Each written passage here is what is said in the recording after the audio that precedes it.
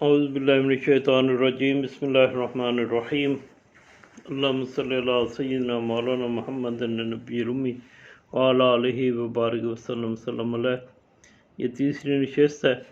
حضرت علی کرم اللہ وجہ کی شان، ان کا مقام جو قرآن پاک کی نظر میں، اس کے اوپر ان آیتوں کا ذکر ہو رہا ہے جو آپ کی شان میں نازل ہوئیں۔ حضرت ابن عباس رضی اللہ تعالیٰ عنہ کہتے ہیں کہ 300 آیت ایسی ہیں جو حضرت علی کرم اللہ وجہ کے شان میں نازل ہوئی ہیں۔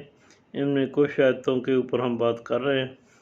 یہ 8ویں آیت ہے، اسے آیا خیر البریہ کہتے ہیں۔ اور بے شک جو لوگ ایمان لائے ہیں اور انہوں نے نیک اعمال کیے ہیں وہ بہترین خلائق ہیں، پروردگار کے ہاں ان کی جزا وہ باغات ہیں جن کے نیچے نہریں جاری ہوں گی، وہ انہی میں سے ہمیشہ رہنے والے ہیں۔ اللہ سبحانہ تعالیٰ سے وہ راضی ہیں اور اللہ سبحانہ تعالیٰ ان سے راضی ہیں، اور یہ سب اس کے لیے ہے جس کے دل میں اللہ سبحانہ تعالیٰ کا خوف ہو۔ بے شک یہ آیت کا مفہوم بے حد وسیع ہے۔ اس آیت کا مفہوم کسی ایک یا چند اشخاص سے مخصوص نہیں، لیکن اسلامی روایتوں کے مطالعہ سے سمجھ میں آتا ہے کہ خیر البریہ اور اللہ تعالیٰ کی بہترین مخلوق ہونے کے چند مصداق بتائے گئے ہیں۔ سیوطی ابن عساکر سے اور جابر ابن عبداللہ سے نقل کرتے ہیں کہ میں رسول اللہ صلی اللہ علیہ وسلم کی خدمت میں تھا، اتنے میں حضرت علی کرم اللہ وجہ تشریف لائے۔ جب وہ ہماری طرف آتے ہوئے نظر آئے، رسول پاک صلی اللہ علیہ وسلم کی نظر ان پر پڑی تو رسول پاک صلی اللہ علیہ وسلم نے ارشاد فرمایا، قسم اس ذات کی جس کے قبضہ قدرت میں میری جان ہے، یہ شخص اور اس کے شیعہ، ہم اسے ساتھی کہتے ہیں، چاہنے والے، ساتھ والے، لیکن چونکہ آپ صلی اللہ علیہ وسلم نے ان ھذا و شیعہ لہم فائزون یوم القیامہ، تو ان کا ترجمہ پھر اہل تشیع نے شیعہ ہی کیا ہے، اور پھر اس میں ضروری نہیں کہ اہل تشیع شامل ہوں، جو بھی حضرت علی کرم اللہ وجہ کو چاہنے والا ہے وہ ان کے شیعوں میں شامل ہوگا۔ اس کے یعنی قسم ذات کی جس کے قبضہ قدرت میں میری جان ہے، یہ شخص اور اس کے شیعہ قیامت میں کامیاب ہیں۔ جابر ابن عبداللہ کہتے ہیں اس وقت یہ آیت نازل ہوئی، اس وجہ سے جب بھی حضرت علی کرم اللہ وجہ آتے، رسول اللہ صلی اللہ علیہ وسلم کے صحابہ رضوان اللہ اجمعین کہتے خیر البریہ آئے ہیں، خیر البریہ آئے ہیں، ماشاءاللہ۔ حاکم جسکانی اوپر والی حدیث کو ذکر کرنے کے بعد ابن عباس سے ایک اور حدیث نقل کرتے ہیں۔ ابن عباس رضی اللہ تعالیٰ عنہ کہتے ہیں کہ رسول اکرم صلی اللہ علیہ وآلہ وسلم نے حضرت علی کرم اللہ وجہ سے فرمایا،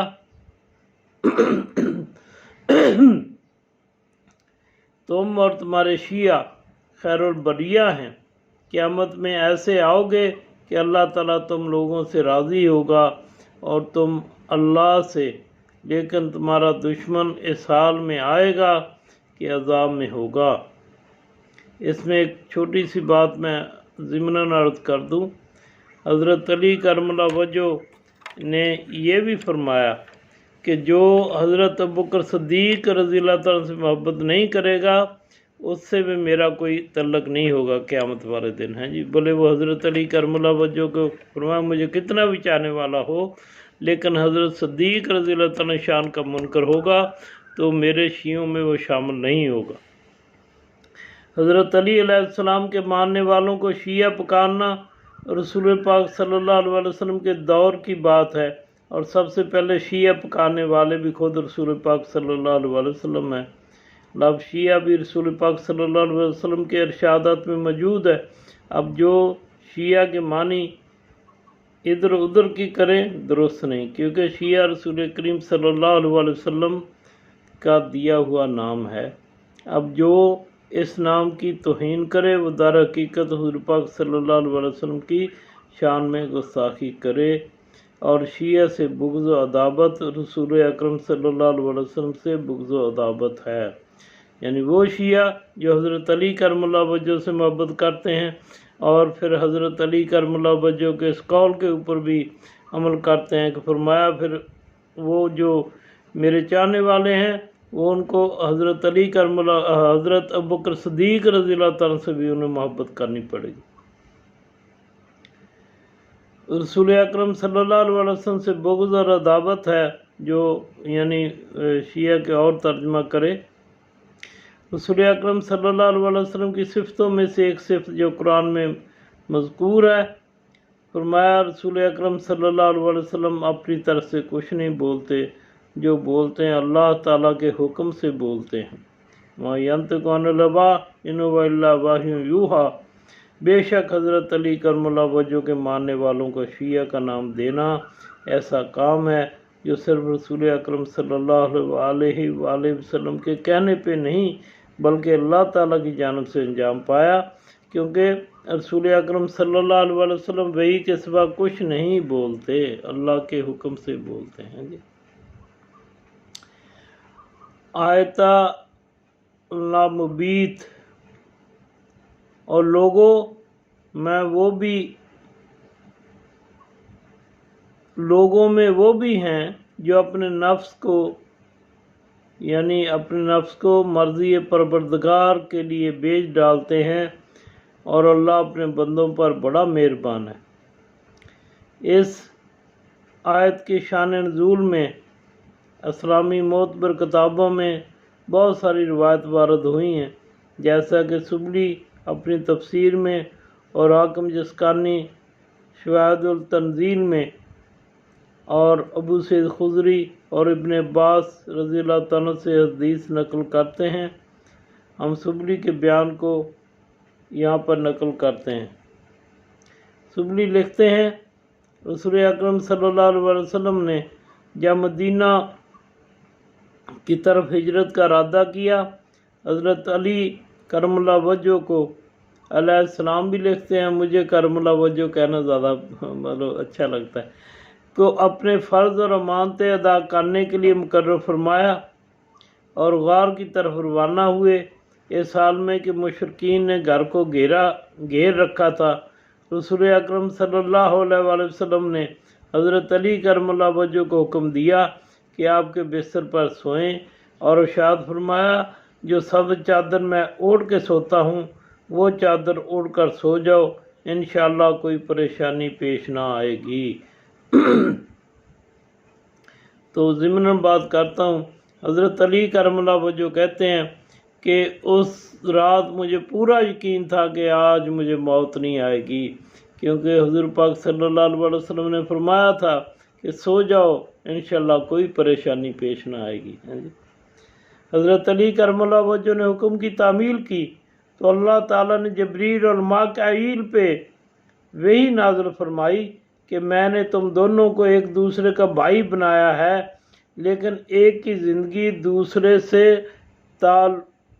طولانی ہے، تم دونوں میں سے کون دوسرے کو خود پر مقدم کرے گا؟ دونوں میں سے ہر ایک نے اپنی زندگی کے طولانی ہونے کا تقاضا کیا۔ اللہ سبحانہ تعالیٰ نے ارشاد فرمایا تم دونوں حضرت علی کرم اللہ وجہ کی طرح کیوں نہیں بنتے؟ میں نے حضرت علی کرم اللہ وجہ اور محمد رسول اللہ صلی اللہ علیہ وسلم کو ایک دوسرے کا بھائی بنایا۔ حضرت علی کرم اللہ وجہ اپنے بستر پر بھائی کے بستر پر سو رہا ہے اور اپنے بھائی کی جان کو اپنی جان پہ مقدم کر رہا ہے، پس زمین پر جاؤ اور حضرت علی کرم اللہ وجہ کے دشمنوں سے حفاظت کرو۔ جبرائیل اور میکائیل علیہ السلام زمین پر آئے،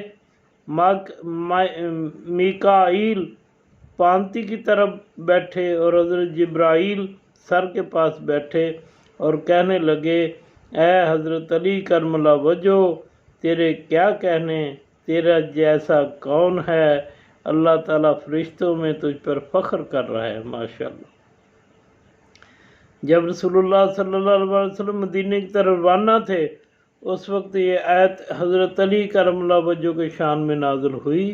وَمِن نَّاسِ مِن بُشْرَا یشرا، اللہ تعالیٰ معاف فرمائے، جو آیت پہلے آ چکی ہے شان میں، اس کی بات ہو رہی ہے۔ تو ابن ابی حدید نہجۃ البلاغہ کی شرح میں اور ابو جعفر اسقافی سے نقل کرتے ہیں، حدیث فراش متواتر ہے، پاگل کے سوا کوئی اس حدیث کا انکار نہیں کر سکتا، یعنی جو اوپر حدیث پاک نقل ہوئی ہے۔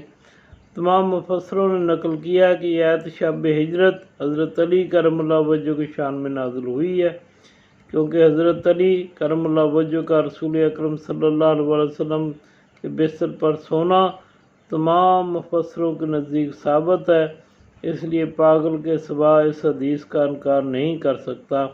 تمام مفسروں نے نقل کیا ہے کہ یہ آیت شب ہجرت میں حضرت علی کرم اللہ وجہ رسول اکرم صلی اللہ علیہ وسلم پر سوئے تو حضرت علی کرم اللہ وجہ کی شان میں نازل ہوئی۔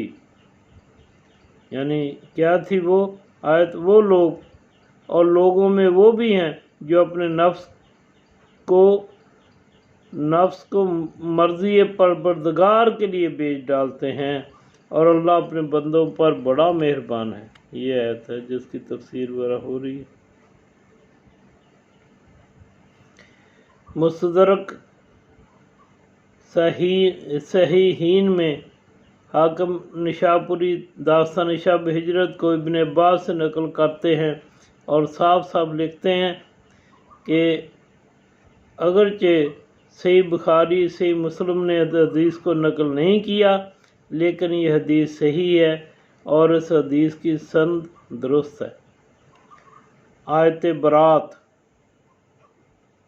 یعنی جو سورہ توبہ میں آیت ہے اس کے متعلق اہل تشریح کے تمام مورخین، محدثین و مفسرین اور اہل سنت کے اکثر مورخین، محدثین اور مفسرین نے نقل کیا ہے کہ رسول پاک صلی اللہ علیہ وسلم نے سورہ برات کی ابتدائی آیتوں کے پہنچانے کی ذمہ داری ابوبکر رضی اللہ تعالیٰ کو سونپی، لیکن بعد میں حضرت علی کرم اللہ وجہ کو ابوبکر کے پیچھے بھیجا کہ ابوبکر سے ان آیتوں کو لے لو، اور یعنی وہ خود مدینہ جا کر یعنی کیا کہتے ہیں ابوبکر سے لے کر ان کو خود بیت اللہ شریف میں جا کر ان آیتوں کو پہنچاؤ۔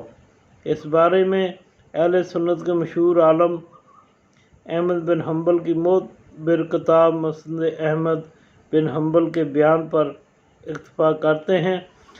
احمد بن حنبل اپنی کتاب مسند احمد بن حنبل میں لکھتے ہیں، رسول اللہ صلی اللہ علیہ وسلم نے سورہ برات یعنی سورہ توبہ کی ابتدائی آیتوں کے پہنچانے کی ذمہ داری دے کر ابو بکر رضی اللہ تعالیٰ عنہ کو اہل مکہ کی طرف بھیجا تاکہ وہ اعلان کرے کہ اس سال کے بعد کسی مشرک کو خانہ کعبہ کے حج کا حق نہیں، اور کسی کے لیے مناسب نہیں کہ وہ ننگا اور یہاں خانہ کعبہ کا طواف کرے یا حج کرے۔ بعد میں رسول اکرم صلی اللہ علیہ وسلم نے حضرت علی کرم اللہ وجہ سے فرمایا، جاؤ مدینہ اور مکہ کے بیچ میں ابوبکر سے ملو، ابوبکر کو میرے پاس بھیجو اور خود جا کے مکہ میں سورہ برات کی آیتوں کو پہنچاؤ۔ اس میں ہم نے اس طرح بھی پڑھا ہے کہ جب حضرت علی کرم اللہ وجہ حضرت ابوبکر صدیق رضی اللہ عنہ سے ملے تو حضرت ابوبکر صدیق رضی اللہ تعالیٰ نے کہا کہ کیا حضور پاک صلی اللہ علیہ وسلم نے آپ کو یعنی اس قافلے کا امیر بنانے کے لیے بھیجا ہے؟ تو انہوں نے کہا نہیں، مجھے یہ حکم نہیں ہے، مجھے حکم یہ ہے کہ یہ آیت مبارکہ کا میں خود بیت اللہ شریف میں جا کے اعلان کروں۔ اس میں حضرت ابوبکر صدیق رضی اللہ تعالیٰ عنہ کے واپس مدینہ بھیجنے کے لیے کوئی مطلب حکم نہیں ہے۔ واللہ عالم بالصواب۔ جب ابوبکر صدیق رضی اللہ عنہ نے سوال کیا میں نے آیتوں کو کیوں نہ پہنچاؤں، میری مخالفت میں کچھ نازل ہو گیا ہے؟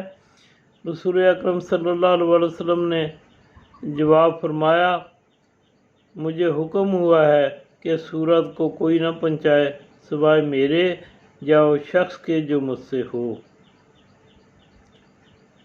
ترمذی اپنی مشہور کتاب سنن ترمذی میں اہل سنت کے نزدیک سنن ترمذی حدیث کی اصل کتابوں میں شمار ہوتی ہے۔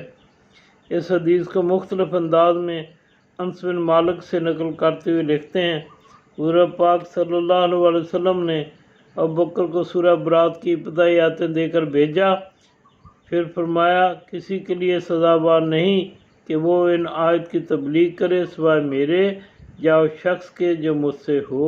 پھر حضرت علی کرم اللہ وجہ کو بلا کر یہ ذمہ داری اس کے سپرد کی۔